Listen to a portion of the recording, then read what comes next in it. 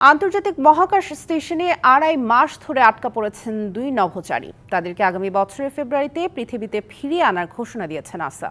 নাসার অ্যাডমিনিস্ট্রেটর বিল নেলসন জানান, আটকে পড়া দুই নভোচারী সুনিতা উইলিয়ামস ও ব্যারি বুচ উইলমোরকে ফিরে আনা হবে ইলন মাস্কের স্পেস এক্সের মহাকাশযানে করে। ২.৫ মাস ধরে মহাকাশে আটকা পড়েছেন নাসার দুই মহাকাশচারী বুচ উইলমোর ও সুনিতা উইলিয়ামস। এবার নাসার তরফ থেকে আনুষ্ঠানিক ঘোষণা এলো, দুই নভোচারীকে ছাড়াই পৃথিবীতে ফিরে আসবে স্পেসক্রাফট স্টারলাইনার। আগামী বছরের ফেব্রুয়ারিতে পৃথিবীতে ফিরবেন দুই মহাকাশচারী। ইলন মাস্কের নিজস্ব মহাকাশ গবেষণা সংস্থা স্পেস এক্সের ড্রাগন ক্যাপসুলে করে তাদের ফিরিয়ে আনার ঘোষণা দিয়েছে নাসা।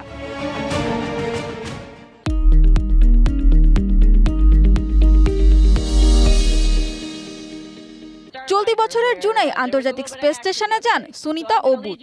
নাসার বোয়িং ক্রু ফ্লাইট স্টেটের অংশ হিসেবে গিয়েছিলেন তারা, কিন্তু মহাকাশযান স্টারলাইনারের প্রপালশনে কিছু সমস্যা দেখা দেয়। ২৮টি থাস্টারের মধ্যে ৫টি ফেল করে এবং হিলিয়াম গ্যাস লিক করে, যা মহাকাশযানের ভারসাম্যকে ঝুঁকিতে ফেলে দেয়। ৮ দিন পর দুই নভোচারীর পৃথিবীতে ফিরে আসার কথা থাকলেও এখন ফিরতে সময় লাগবে ৮ মাস।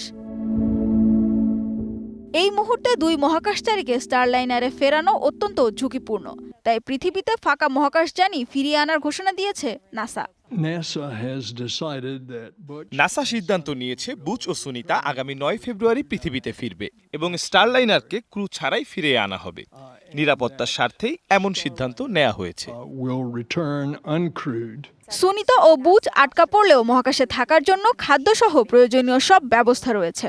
আগামী ৮ মাস বৈজ্ঞানিক গবেষণার পাশাপাশি সিস্টেম টেস্টিং এর কাজে যুক্ত থাকবেন দুজন। সানজিদা ইসলাম তন্নি, ডিবিসি নিউজ ডেস্ক।